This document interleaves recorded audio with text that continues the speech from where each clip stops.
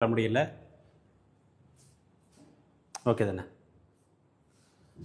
இன்று ரொம்ப முக்கியமாக அடுத்த கட்ட நகர்வை நோக்கி குரூப் 4 மறுதேர்வு போராட்டம் தொடர்பாக நாம் தமிழர் கட்சி தலைமை ஒருங்கிணைப்பாளர் செந்தமிழன் திரு சீமான் அவர்களுடன் சந்திப்பு. இது ஒரு முக்கியமான ஒரு சந்திப்பு. வணக்கம் வணக்கம் வணக்கம். இதில் ரொம்ப முக்கியமாக இவர் நம்ம மிஸ்டர் நண்பர் மணிபாரதி அவர்கள், இவங்க தான் அந்த சந்திப்புக்கு ஏற்பாடு பண்ணாங்க. அவங்களுக்கு தான் நம்ம நன்றி சொல்லணும். ஒரு 12 மணிக்கு கால் பண்ணாங்க. இப்படி சந்திப்பதற்கு பெர்மிஷன் வாங்கியிருக்கிறேன் சார். நாங்கள் நம்முடைய அசோசியேஷன் தலைவர் கலீல் பாஷா கொஞ்சம் அவுட் ஆஃப் ஸ்டேஷன் அண்ட் ராஜபூதி சாருடைய ஸ்டூடெண்ட் இவர். சரி, கண்டிப்பாக வந்துடுவோம்னு சொல்லி ஏற்கனவே நமக்கு அவங்க சப்போர்ட் பண்ணியிருக்கிறாங்க. கண்டிப்பாக வந்துடுவோம் அப்படிங்கிற மாதிரி சொல்லியிருந்தோம். வணக்கம் வணக்கம் வணக்கம். Good evening. ஓகே. ஸோ இப்போ எதுக்காக இதுன்னா, ஏற்கனவே தமிழ் மொழியில் எழுதினால் மதிப்பெண் கொடுக்க மாட்டேங்கிறாங்க அப்படிங்கிற ஒரு விஷயம் தலைவர் சீமான் அவர்களுக்கு நன்றாகவே தெரியும். குரூப் 4 மறுதேர்வு வேணும்னு கேட்டது அவர் தான். ஸோ எல்லா விஷயமும் அவருக்கு நல்லாவே தெரிஞ்சிருக்கு.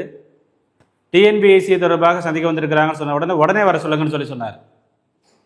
ரூமில் மற்ற முக்கியமான நபர்களோடு பேசிகிட்டு இருக்கும்போது உடனே வர சொல்லுங்கன்னு சொன்னார். போன உடனே காஃபி கொடுத்தாங்க. சொன்னோம். அவங்க சொன்ன ஒரே ஒரு வார்த்தை என்னென்னா, நாங்கள் ஏற்கனவே இது தொடர்பாக போராட்டம் நடத்துவதற்கு ரெடியாக இருக்கிறோம், அந்த போராட்டத்தில் நீங்கள் கலந்துக்கொள்ளுங்க அப்படிங்கிற மாதிரி சொன்னாங்க. சார், கண்டிப்பாக கலந்துக்கிறோம்னு சொல்லி சொன்னோம்.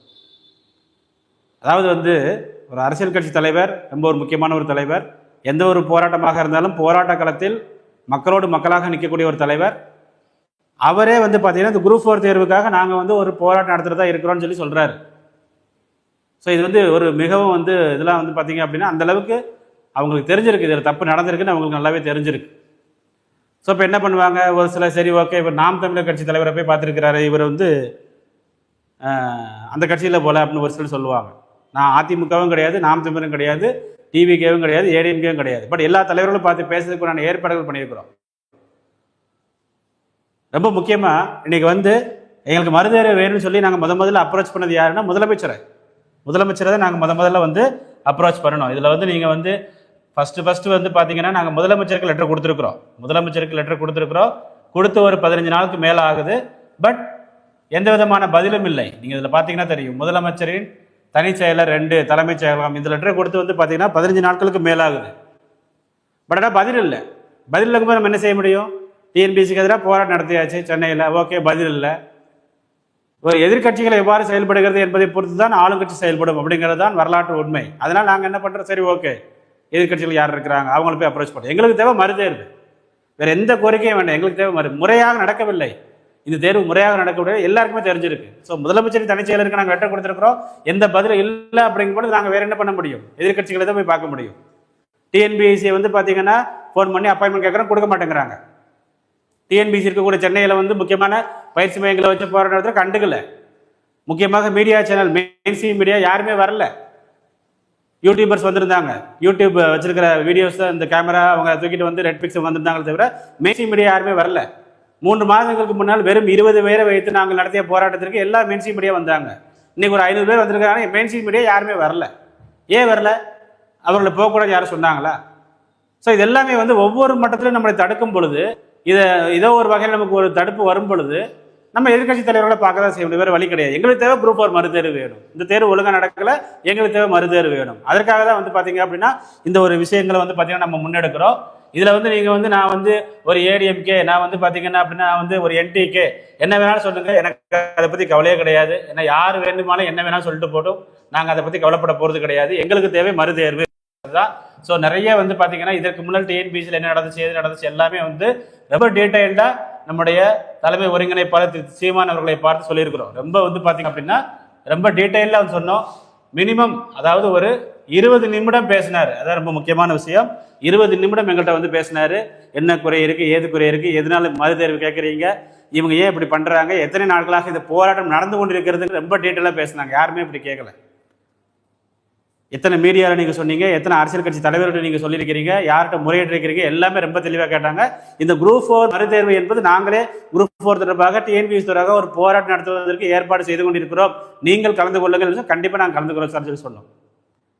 இப்போ மதுரையில் பெர்மிஷன் வாங்குறதுக்கு ஏற்பாடு நடந்துட்டு இருக்கு. குரூப் 4 மறுதேர்வு வேண்டும், வேறு எதுவுமே இதில் இல்லை. ஸோ இதில் பார்த்தீங்கன்னா நம்ம நிறைய கோரிக்கைகள் வச்சிருக்கிறோம். ரொம்ப முக்கியமாக மணிபாரதி சாருக்கு நம்முடைய நன்றியை நான் தெரிவித்துக் கொள்கிறேன். அதாவது இவர் வந்து நாம் தமிழர் கட்சியில் இவர் சேர்ந்துட்டாரு, அதனால இவர் வந்து மாணவர்களை தூண்டி விடுறாரு. நீங்க என்ன வேணாலும் சொல்லிக்கோங்க, எனக்கு அதை பத்தி கவலையே கிடையாது. I not belong to any party, either நான் தமிழர் ஆர் டிவிகே ஆர் ஏடிஎம்கே. நான் சொல்லியிருக்கிறீங்க ஏடிஎம்கே கட்சியில் நான் இருக்கணும் அப்படின்னா நான் வந்து 2019ஆம் வருடம் டிஎன்பிசியில் ஊழல் நடைபெற்றது, முறைகேடு நடைபெற்று சொல்லிட்டு அன்றைக்கு வந்து பார்த்தீங்கன்னா இன்றைக்கு துணை முதல்வராக இருக்கக்கூடிய உதயநிதி ஸ்டாலின் அவர்கள் இன்றைக்கு டிஎன்பிசி வாசலில் ஒரு போராட்டம் நடத்தினார் 2020 பிப்ரவரி மாதம். அந்த போராட்டத்துக்கு நாங்கள் வந்து ஒரு 200 பேர் கூட்டிட்டு போய் நாங்கள் கலந்துக்கிட்டோம். எந்த ஆட்சி வந்தாலும் டிஎன்பிசியில் முறைகேடு நடந்தால் அதை தட்டி கேட்கக்கூடிய முதல் நபர்களாக எங்களுடன் நிறைய பேர் இருக்கிறாங்க, நாங்களும் இருப்போம். அதை நான் தெரிவித்துக் கொள்கிறேன்.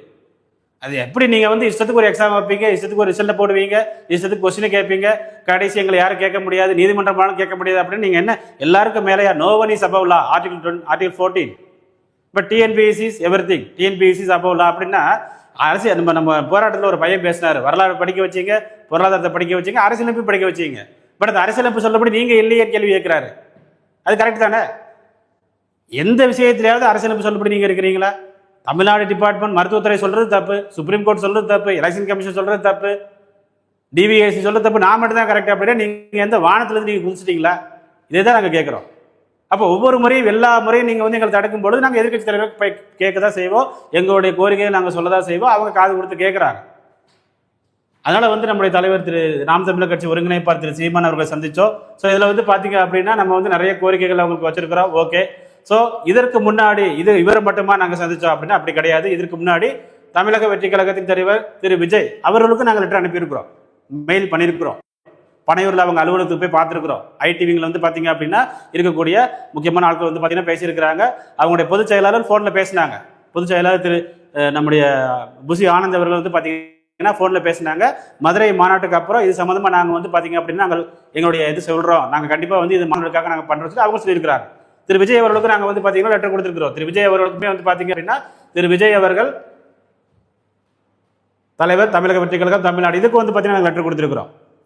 இல்லை எது நம்ம வந்து ஒரு கட்சின்னு யாரும் சொல்லிடக்கூடாது பார்த்தீங்களா, அதுக்காக எல்லா தலைவரோடும் நாங்கள் முறையிட்டு இருக்கிறோம்.